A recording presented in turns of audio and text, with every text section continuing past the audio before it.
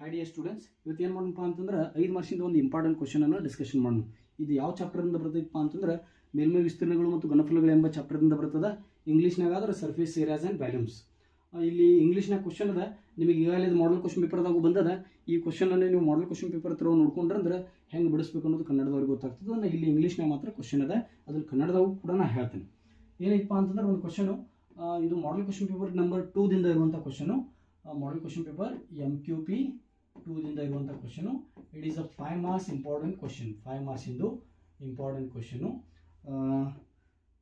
ನಿಮಿಷ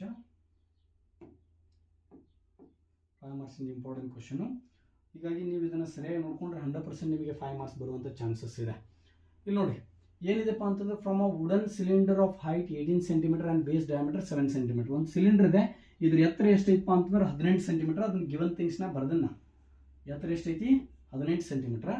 ಮತ್ತು ಅದ್ರದ್ದು ಡಯಾಮೀಟರ್ ಎಷ್ಟೈತಪ್ಪ ಅಂತಂದ್ರೆ 7 ಸೆಂಟಿಮೀಟರ್. ಮತ್ತು ರೇಡಿಯಸ್ ಎಷ್ಟಾಗ್ತೈತಪ್ಪ, ಡಯಾಮೀಟರ್ 7 ಇತ್ತು ಅಂದ್ರೆ ರೇಡಿಯಸ್ 7/2 ಆಗ್ತದೆ. ನಾನು ಅದನ್ನು 3.5 ಅಂತ ಬರೆಯಂಗಿಲ್ಲ. ಯಾಕೆ ಬರೆಯಂಗಿಲ್ಲಪ್ಪ ಅಂತಂದ್ರೆ 7/2 ಅಂತ ಬರ್ಕೊಂಡ್ರೆ ನನಗೆ ಕ್ಯಾನ್ಸಲೇಷನ್ದಾಗ ಈಸಿ ಆಗ್ತದೆ.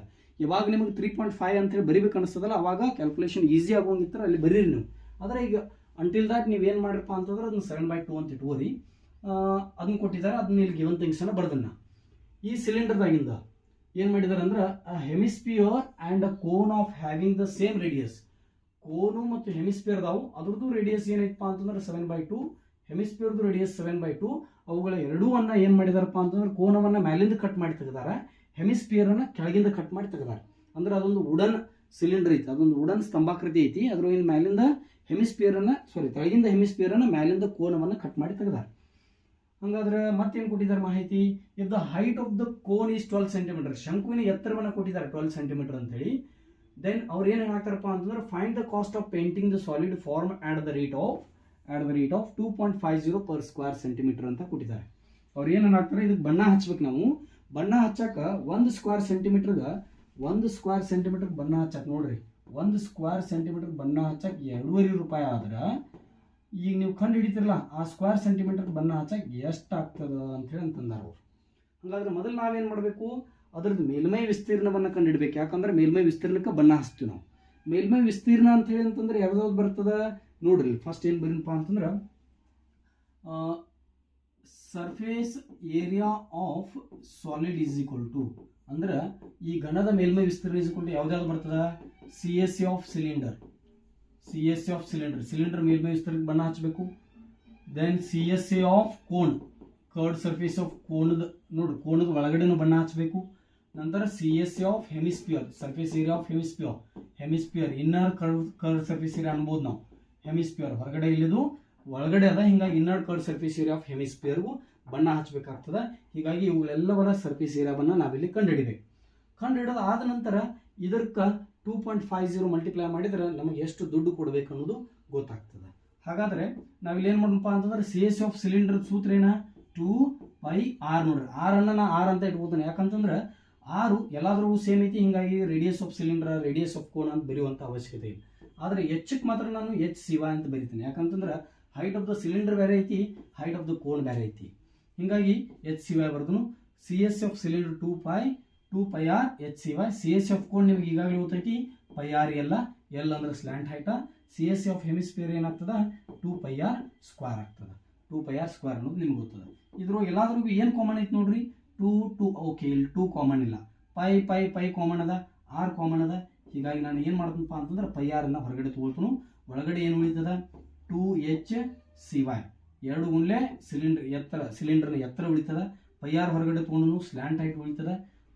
πr ಹೊರಗಡೆ ತೊಗೊಂಡ್ರೆ 2r ಉಳಿತದ. ನೋಡ್ರಿ, r² ಐತಿ, ಒಂದು r ಒಳಗೆ ಉಳಿತದ, ಒಂದು r ಹೊರಗಡೆ ಐತಿ. ಇಲ್ಲೊಂದು ನೋಡ್ರಿ, ಸ್ಲ್ಯಾಂಟ್ ಹೈಟ್ ಬೇಕು. ಸ್ಲ್ಯಾಂಟ್ ಹೈಟ್ ಬೇಕಪ್ಪ ಅಂತಂದ್ರೆ ನಾನು ಮತ್ತೊಂದು ಏನು ಮಾಡಬೇಕಪ್ಪ ಅಂತಂದ್ರೆ, ಇಲ್ಲಿ ಸ್ಲ್ಯಾಂಟ್ ಹೈಟನ್ನು ಕಂಡು ಹಿಡ್ಕೋಬೇಕು.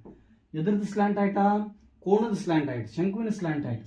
ಕಂಡು ಹಿಡಿಯೋ ಸೂತ್ರ ಏನ, L² = H² + R². L² ಬರೀರಿ. ಕೋಣದ ಹೈಟ್ ಕೊಟ್ಟಾರ ನೋಡ್ರಿ ಅವ್ರು. ಕೋಣದ ಹೈಟ್ ಏನದಪ್ಪ, 12 ಐತಿ. 12ರ ವರ್ಗ ಅಂತ ಬರ್ಕೋರಿ. ರೇಡಿಯಸ್ 7/2 ಅನ್ನು ನಾನು ಈ ಕೇಸ್ನಾಗ 3.5 ಹೋಲ್ ಸ್ಕ್ವೇರ್ ಅಂತ ಬರಿತೀನಿ. ಅಲ್ಲಿ 3.5 ಬರ್ಕೋರಿ. ಆದರೆ ಇಲ್ಲಿ ಯೂಸ್ ಮಾಡೋದ್ನಾಗ ಏನು ಮಾಡೋನು, 7/2ನ ಬರ್ಕೋನು. 144 ಆಯ್ತು ಪ್ಲಸ್ 3.5 35ವರೆಗೆ ಎಷ್ಟಪ್ಪ, 1225. ನೀವು ಕ್ಯಾಲ್ಕುಲೇಷನ್ ಮಾಡಿರೋ ಸಿಗ್ತದೆ, ಅಥವಾ ಕ್ಯಾಲ್ಕುಲೇಷನ್ ಮಾಡೋಕೆ ಒಂದು ಸಿಂಪಲ್ ಮೆಥಡ್ ಹೇಳ್ತೀನಿ ನೋಡ್ರಿ. 3 ಮುಂದಿನ ಸಂಖ್ಯೆ ಯಾವ್ದ 4, 3 4 ಎಷ್ಟು 12, 5 ಎಷ್ಟು 25. ಹಿಂಗೆ ಯಾವ ಸಂಖ್ಯೆ 5ರಿಂದ ಕೊನೆಗೊಂಡಿರ್ತವಲ್ಲ ಅದ್ರದ್ದು 5 ವರ್ಗ ಲಾಸ್ಟ್ ಹಿಡಿದು ಅದ್ರ ಹಿಂದಿನ ಸಂಖ್ಯೆಗೆ ಅದ್ರ ಮುಂದಿನ ಸಂಖ್ಯೆ ಗುಣಾಕಾರ ಮಾಡಿ ಆ ಸಂಖ್ಯೆಯನ್ನು ಇಟ್ಬಿಟ್ರಪ್ಪ ಅಂತಂದ್ರೆ ನಿಮಗೆ 35ರದ 25ರದ 95 ವರ್ಗ ಸಿಗ್ತೈತಿ. ಇಲ್ಲಿ 1 ಸ್ಥಾನ ಬಿಟ್ಟು ಬಿಂದು ಐತಿ, ವರ್ಗ ಮಾಡಿದ್ರಿ ಹಿಂಗಾಗಿ 2 ಸ್ಥಾನ ಬಿಟ್ಟು ಬಿಂದು ಇಡ್ತೀರಿ. 144ಕ್ಕೆ 12 ಕೊಡ್ಸಿರ 156.25 ಆಗ್ತೈತಿ. ಇದು L² ಐತಿ. ಇನ್ನು L ಅಂತಂದ್ರೆ ಏನ ಒಂದು ಸ್ಕ್ವೇರ್ ರೂಟ್ ಆಫ್ ಸ್ಕ್ವೇರ್ ಆ ಕಡೆ ಹೋತಂದ್ರೆ ಏನಾಗ್ತೈತಿ ಸ್ಕ್ವೇರ್ ರೂಟ್ ಆಫ್ 156.25. ಮತ್ತೆ ಸ್ಲ್ಯಾಂಟ್ ಹೈಟ್ ಇರೋ ಕಾರಣಕ್ಕಾಗಿ ಇಲ್ಲಿ ಪ್ಲಸ್ ಆರ್ ಮೈನಸ್ ಬರೆಯುವಂಥ ಅವಶ್ಯಕತೆ ಇಲ್ಲ. ದೇರ್ಫೋರ್ ಇದರ ಆನ್ಸರ್ ಏನಾಗ್ತದಪ್ಪ ಅಂತಂದ್ರೆ ಇದ್ರದ್ದು ನೀವು ವರ್ಗಮೂಲವನ್ನು ಅಂದ್ರೆ ಸ್ಕ್ವೇರ್ ರೂಟ್ ಅನ್ನು ತೆಗೆದ್ರಂದ್ರೆ ಸ್ಲ್ಯಾಂಟ್ ಹೈಟ್ ನಮಗೆ 12.5 ಸೆಂಟಿಮೀಟರ್ ಸಿಗುತ್ತದೆ. ಹೀಗಾಗಿ ಪೈಯನ್ನು ನಾನು 22/7 ಬರೀತೀನಿ. ಆ ಸ್ಲ್ಯಾಂಟ್ ಹೈಟನ್ನು ಇದ್ರೊಳಗೆ ಹಾಕ್ತಾನೆ. ರೇಡಿಯಸ್ ಅನ್ನು ನೋಡ್ರಿ ಅದ್ರೂ 3.5 ಬರ್ಕೊಂಡು, ಯಾಕಂದ್ರೆ ಇಲ್ಲಿ ಕಂಡು ಹಿಡಿಯಕ್ಕೆ ಅನುಕೂಲ ಆಗ್ತಿರ್ತದೆ.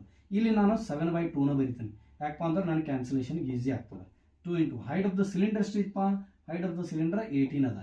ದೆನ್ ಎಲ್ ಎಷ್ಟದಪ್ಪ, ಎಲ್ ಕಂಡು ಹಿಡಿದ್ರಿ slant height of the cone 12.5 ಅದ. 2 ಇಂಟು ಆರ್ ಎಷ್ಟದ, ನಾ ಅಗೇನ್ ಮತ್ತಿಲ್ಲಿ 3.5 ಬರೆಯಂಗಿಲ್ಲ. 2 ಇಂಟು 3.5 ಮಾಡ್ಬೋದು, ಆದ್ರೆ ಸಿಂಪ್ಲಿ ಕ್ಯಾಲ್ಕುಲೇಷನ್ ಅದು ಕ್ಯಾನ್ಸಲೇಷನ್ ಆಗ್ತದಲ್ಲ, ಹಿಂಗಾಗಿ ಅಷ್ಟೇ ಬರ್ಕೊಡೋದು ಚಲೋ ಅನಿಸ್ತದೆ. 2 1 ಜಾ 2 11 ಜಾ 7 7 ಕ್ಯಾನ್ಸಲ್ ಆಯಿತು. ನೋಡ್ರಿ ಏನೇನು ಉಳಿತು, 11 ಉಳಿತು. 18 ಆಡಲೇ ಮೊದಲು ಗುಣಾಕಾರ ಮಾಡ್ಕೊರಿ, ನಂತರ ಉಳಿದ ಸಂಖ್ಯೆ ಆ್ಯಸ್ ಇಟ್ ಈಸ್ ಬರ್ಕೊರಿ. ಇಲ್ಲಿ 1 7 7 ಆಗ್ತದೆ. ಹಾಗಾದ್ರೆ ಇಲ್ಲಿ ಏನೇನು ಉಳಿತು ನಾವು ನೀಟ್ ನೆಕ್ಸ್ಟ್ ಪೇಜಿಗೆ ತೊಗೋತಾನೆ. ಈಗ 11 ಗುಂಡ್ಲೆ 36 12 38 48 48 7 55.5 ಆಯ್ತು. 55.5 ಅಂತಂದ್ರೆ ಇದನ್ನು ಗುಣಾಕಾರ ಮಾಡಿದ್ರೆ 55.5 ಇಂಟು 11 ಮಾಡಿದ್ರೆ ಅಂದ್ರೆ ಎಷ್ಟು ಬರ್ತೈತಿ ಉತ್ತರ, ಎಷ್ಟು ಬರ್ತೈತಪ್ಪ ಅಂತಂದ್ರೆ 6 ನೋಡ್ರಿ ಮಾಡೇ ಬಿಡು ಬೇಕಾರೆ ಇಲ್ಲಿ ಮಾಡಿ 55.5 ಇಂಟು 11 11 5 ಜಾ 55 11 5 ಜಾ 55 ಪ್ಲಸ್ 5 is 60 11 5 ಜಾ 55 ಪ್ಲಸ್ 6 is 61 ಆಗ್ತದೆ. 1 ಸ್ಥಾನ ಬಿಟ್ಟು ಬಿಂದು ಕೊಡ್ಬೇಕಾ. ಹೀಗಾಗಿ ಆನ್ಸರು 610.5 ಸೆಂಟಿಮೀಟರ್ ಸ್ಕ್ವೇರ್ ಆಯ್ತು. ಇದರದ ಈ ಘನಾಕೃತಿಯ ಮೇಲ್ಮೈ ವಿಸ್ತೀರ್ಣ. ಆದರೆ ಇನ್ನೂ ಒಂದು ಕಂಡಿಡಿ ಅಂತಂದಾರು. ಇಷ್ಟಂತೂ ಆನ್ಸರ್ ಬಂತು. ಏನು ಕಂಡಿಡಿ ಅಂದಾರು ನಿಮಗೆ ಈಗಾಗಲೇ ತೋರಿಸಿ ನೋಡೋಣ. 1 ಸ್ಕ್ವೇರ್ ಸೆಂಟಿಮೀಟರ್ಗೆ 2 ರೂಪಾಯಿ ಐತಿ. ನಾನು ನೆಕ್ಸ್ಟ್ ಪೇಜ್ ತಗೋತೀನಿ. ನೋಡ್ರಿ 1 ಸ್ಕ್ವೇರ್ ಸೆಂಟಿಮೀಟರ್ಗೆ 2.5 ರೂಪಾಯಿ ಕಾಸ್ಟ್ ಅದ. 2.5 rupees ಅದ, ಹೌದಾ? 2.5 ರೂಪಾಯಿ ಕಾಸ್ಟ್ ಅದ. ಹಾಗಾದ್ರೆ ನಮ್ದು ಎಷ್ಟು ಬಂದದ ನೋಡ್ರಿ, ನಮ್ದು ಎಷ್ಟು ಬಂದಿತ್ತು ಆನ್ಸರು 610.5 ಬಂದದ ನೋಡ್ರಿ. 610.5 ಸೆಂಟಿಮೀಟರ್ ಸ್ಕ್ವೇರ್ ಅಥವಾ ಸ್ಕ್ವೇರ್ ಸೆಂಟಿಮೀಟರ್ ಎರಡು ಒಂದ ಎಷ್ಟು ಆಗ್ತದ ಕ್ರಾಸ್ ಮಲ್ಟಿಪ್ಲಿಕೇಶನ್ ಮಾಡಿ. ಕಾಸ್ಟ್ ಈಸ್ ಈಕ್ವಲ್ ಟು ಇದನ್ನು ಕಾಸ್ಟ್ ಅಂತ ಬರ್ಕೋರ್ಬೇಕಾರೆ cost of painting is equal to cost of painting is equal to ಅಥವಾ that is x is equal to x into 1 is x. That is 610.5 into 2.5. ಇಲ್ಲಿ ಗುಣಾಕಾರ ಮಾಡ್ಬೇಕು. Just ನೀವು ಗುಣಾಕಾರ ಮಾಡೋದ್ನಾಗ ಏನು ಮಾಡ್ರಿ, ಎಕ್ಸಾಮ್ದಾಗ 610.5 ಐತಿ. ಅದು ಬಿಂದು ಇಲ್ಲ ಅಂತ ಹೇಳಿ ತಿಳ್ಕೊಂಡು 6105 ಬರೀರಿ. ಬಿಂದು ಇಲ್ಲ ಅಂತ ಹೇಳಿ ತಿಳ್ಕೊಂಡು 25 ಬರೀರಿ. ಗುಣಾಕಾರ ಮಾಡ್ರಿ. ಮಾಡಿ ಬಂದು ಉತ್ತರಕ್ಕೆ ಇಲ್ಲೊಂದು ಸ್ಥಾನ ಬಿಟ್ಟು ಬಿಂದು ಐತಿ, ಇಲ್ಲೊಂದು ಸ್ಥಾನ ಬಿಟ್ಟು ಬಿಂದು ಐತಿ. ಇಲ್ಲಿ 2 ಸ್ಥಾನ ಬಿಟ್ಟು ನೀವೇನು ಮಾಡಬೇಕಪ್ಪ ಅಂತಂದ್ರೆ ಬಿಂದುವನ್ನು ಕೊಡಬೇಕು. ಭಾಳ ಇಂಪಾರ್ಟೆಂಟ. ಇಂಥಾದ್ರೂ ಸ್ಲೈಟ್ ಮಿಸ್ಟೇಕ್ ಮಾಡಿದ್ರಪ್ಪ ಅಂತಂದ್ರೆ ಮಾರ್ಕ್ಸ್ ಹೋಗುವಂಥ ಚಾನ್ಸಸ್ ಇರ್ತದೆ. ಹೀಗಾಗಿ ಇಲ್ಲಿ ಎಷ್ಟು ಬರ್ತದಪ್ಪ ಅಂತಂದ್ರೆ ಆನ್ಸರು 1526.25. ನಾನು ಆಲ್ರೆಡಿ ಮಾಡಿ ಇಟ್ಟಿದ್ದೀನಿ ಇದನ್ನು, ಅದನ್ನು ನಿಮಗೆ ಹೇಳ್ತೀನಿ. ನೀವು ಕೂಡ ಗುಣಾಕಾರವನ್ನು ಸರಿಯಾಗಿ ಮಾಡಿದರೆ ಇಷ್ಟು ರೂಪೀಸ್ ಆಗ್ತದೆ. ಅಂದ್ರೆ ಆ ಸಾಲಿಡ್ ಪೇಂಟ್ ಹಚ್ಚಾಕ, ಆ ಘನಾಕೃತಿ ಪೇಂಟ್ ಹಚ್ಚಾಕ 1526.25 ಖರ್ಚಾಗ್ತದೆ. ಅಷ್ಟು ಹಣ ಬೇಕಾಗ್ತದೆ ಅನ್ನೋದೈತಿ. ಇದೊಂದು 5 ಮಾರ್ಕ್ಸಿಂದ ಇಂಪಾರ್ಟೆಂಟ್ ಕ್ವಶನ್. ಸರಿಯಾಗಿ ನೋಟ್ ಡೌನ್ ಮಾಡ್ಕೊಡ್ರಿ. Thank you.